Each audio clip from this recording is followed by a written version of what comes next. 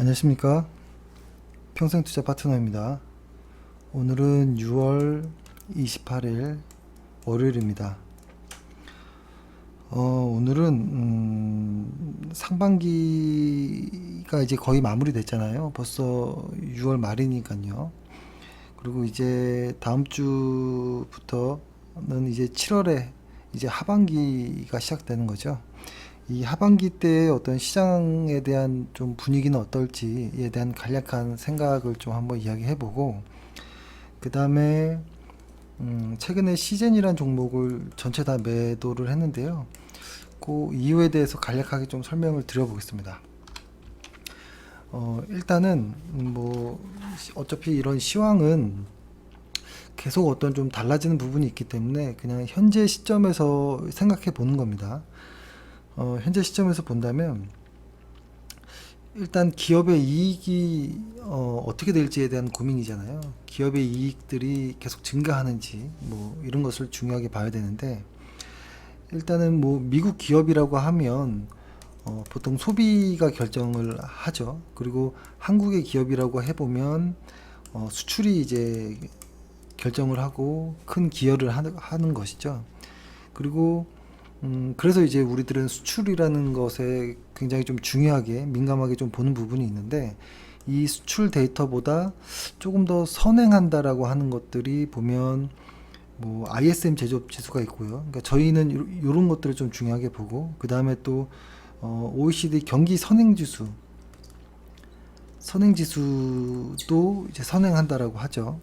뭐 3개월 혹은 6개월 뭐 이렇게. 근데 또 심지어는 이 선행지수보다도 조금 더 선행한다는 게 OECD 이제 확산지수라는 것이 있죠. 뭐 이렇게 계속 뭐 이렇게 가다 보는데, 사실 이 이상은 좀 자주 이제 좀 변하는 부분들이 있어가지고 좀 보기가 어렵고, 저희는 이제 요 정도까지를 좀 중요하게 보거든요. 이렇게 본다면 사실 저희가 조금 우려하고 있었던 게 뭐였냐면, ISM 제조업 지수가 4월 달에 64점 뭐 몇으로 고점을 찍은 것 아니냐라는 이런 좀 우려를 말씀드렸던 것이 있죠. 근데 지금 와서 보니까 그 이후부터 한 지금 2개월 정도가 지났는데, 그 이후부터 상승 업종들이 좀 많이 감소하고 있다라는 것이죠. 지금은 한 17개 정도로 감소하고 있고, 그 다음에 이익 추정치 상향되는 업종들의 수도 현재는 18개 업종, 그러니까 26개 업종 중에 현재는 18개로 줄어들고 있는 이런 모습입니다. 이런 것들이 어떤 느낌이냐면, 경기는 좋다라는 거예요. 경기는 좋으나 경기는 좋지만 상반기 혹은 작년 이제 하반기까지만 하더라도 모든 업종들이 좋아졌다면, 이제 하반기로 갈수록 이 모든 업종이 이게 좋다라기보다는 여기에서 일부 업종만이 시장을 이끌고 갈 것 같다라는 생각이 들고요. 이런 일부 업종이라고 하면 어떤 업종으로 볼 수 있냐면, 매출이 증가하는 이런 업종에 있어야 되는 것이고, 그 다음에 매출이 증가하는데 그냥 매출만 이렇게 증가하면 안 되고요. 동시에 캐펙스도 역시 증가해야 되고,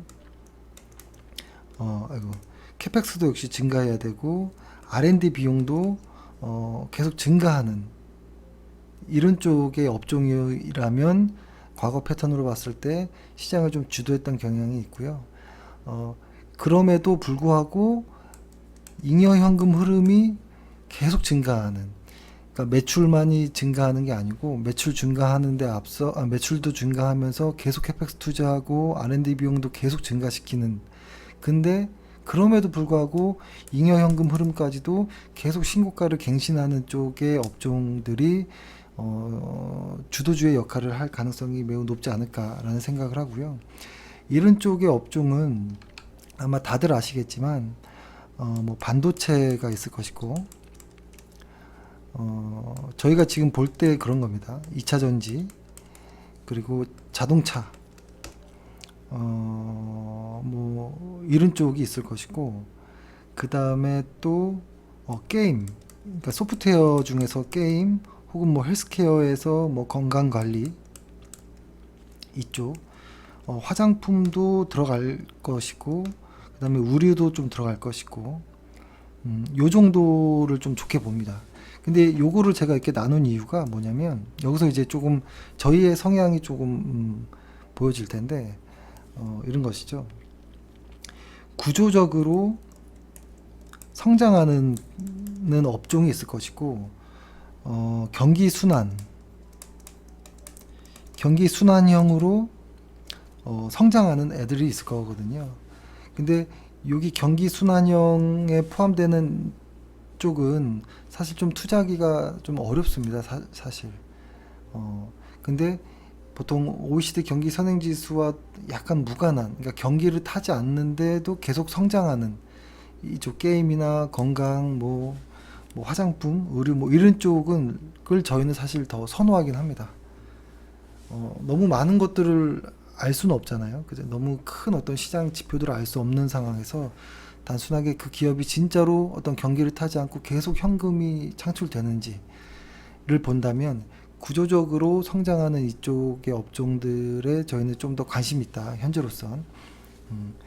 그래서 이쪽에 좀 집중해서 좀 더 볼 생각이고요.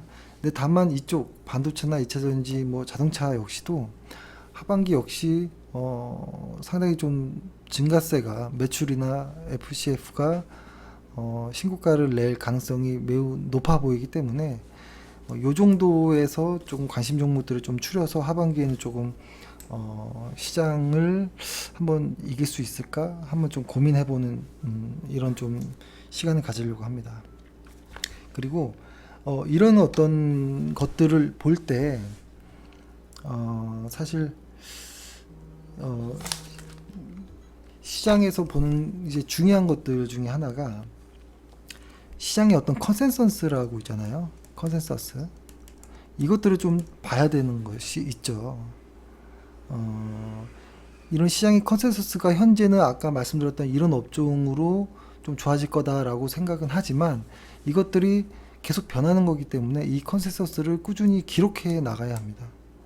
기업의 실적들도 예를 들어서 뭐 올해 21년도 하반기까지는 만약에 그래 100억을 벌 거야 라고 했지만 시간이 가면 갈수록 진짜로 2021년도 하반기에 갈수록 이 컨센서스와 이 실제 매출액과의 어떤 괴리가 너무 벌어지거나 이러면 안 좋다라는 거죠. 그러니까 컨센서스가 막 높아지고 있는 와중에 실제로 기업이 실적을 딱 발표했는데 시장의 컨센서스보다 더 높게 어떤 실적을 딱 내버리면 주가는 더 더 갈 수도 있겠죠. 근데 실제로 컨센서스가 이렇게 가고 있는데 실제로 기업의 어떤 실적이 이 아랫단에서 나오면 주가가 좀 조정을 보이는 이런 경우들도 좀 있습니다. 그래서 사실 컨센서스만으로 주가의 방향을 알 수는 없지만 좋은 게 좋은 거인 것처럼 컨센서스가 높아지고 실제로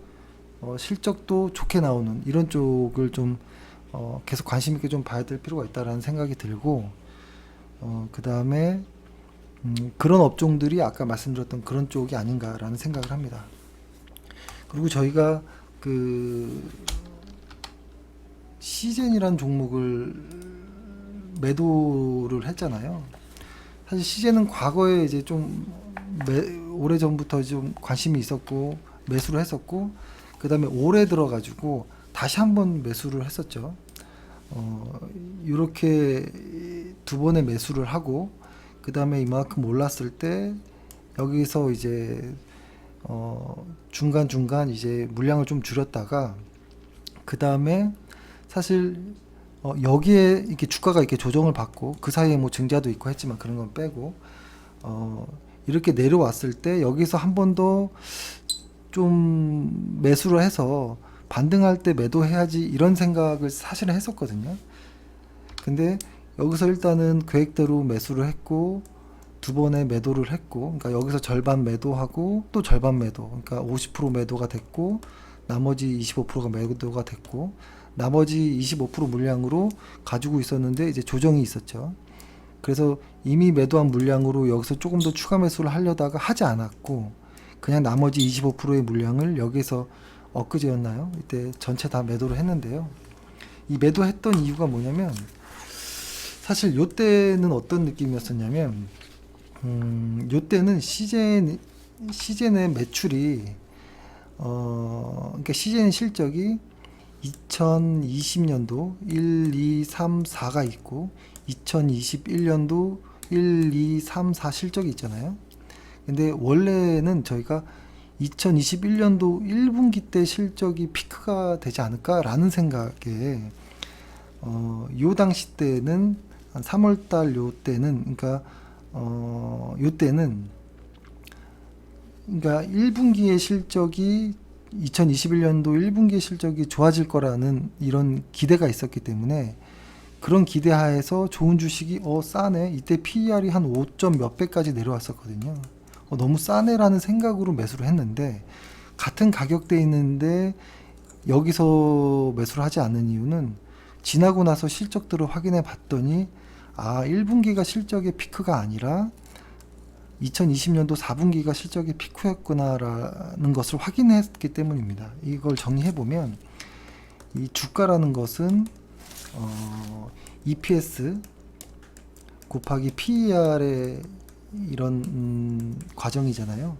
근데 이 PER을 떼놓고 보면 PER은 주가 EPS 이렇게도 이제 이렇게 산수로서 이렇게 풀어 나갈 수 있죠.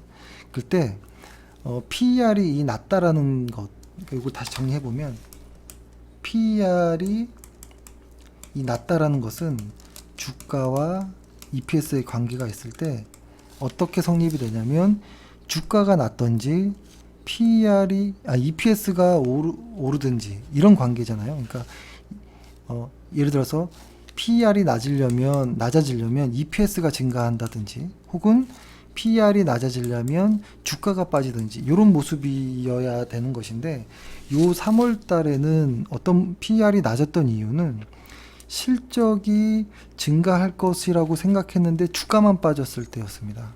그렇기 때문에 좋은 회사가 주가가 빠져서 PER이 싸네라고 매수를 했던 부분이었는데 요 최근에 6월 달에 매도한 이유는 PER이 어제 종가로 보니까 6.9배 정도가 시젠의 PER이 있더라고요. 근데 이때도 PER이 상당히 낮은 건데 왜 추가 매수를 안 하고 오히려 매도를 반등했을 때 매도를 했었냐면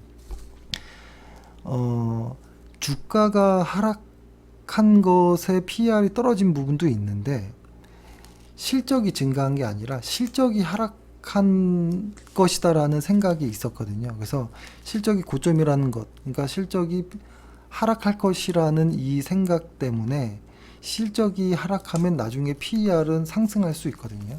주가가 하락하더라도 주가가 하락하는 속도보다 EPS가 더 하락하는 속도가 빨라버리면 PER이 올라갑니다. 올라가기 때문에 정상 PER의 적용을 받을 것이고 그러면 저평가가 아니네 라고 판단이 될 것이죠.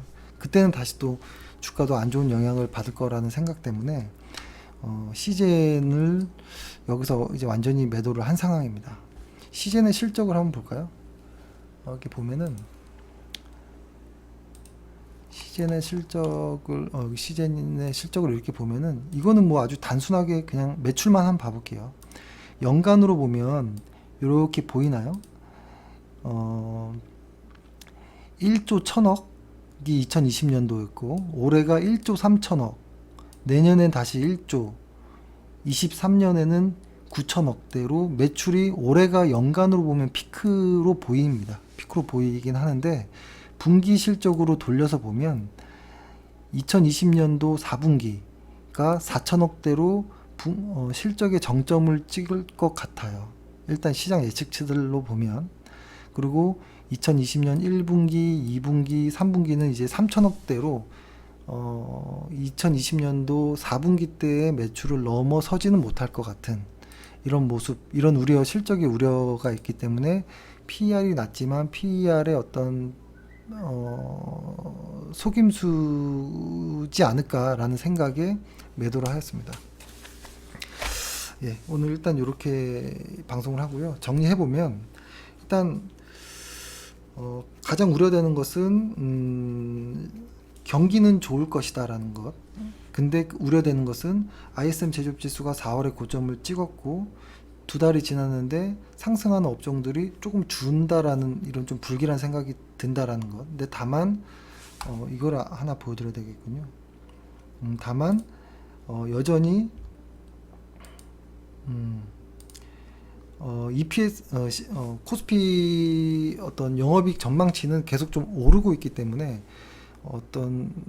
특히 내년이 현재 2021년보다 2022년도의 영업이익과 순이익, 코스피의 순이익 전망치가 계속 신고가를 낼 것이기 때문에 올해 2017년도 말 혹은 2018년도 초처럼 뭐 다 매도하고 이런 것보다는 변동성을 감안하면서 좀 실적이 좋아지는 매출과 FCF가 좋아지는 업종의 하반기를 조금 관심 있게 보자라고 말씀드렸고, 시젠의 매도는 실적의 어떤 정점이 아니었을까라는 어떤 우려 때문에 낮은 PER에도 추가 매수하지 않고 그냥 남은 물량을 증자받은 물량과 함께 다 매도했다라고 말씀드리겠습니다. 아무튼 고생 많으셨고요. 예, 방송은 여기서 마치겠습니다. 감사합니다.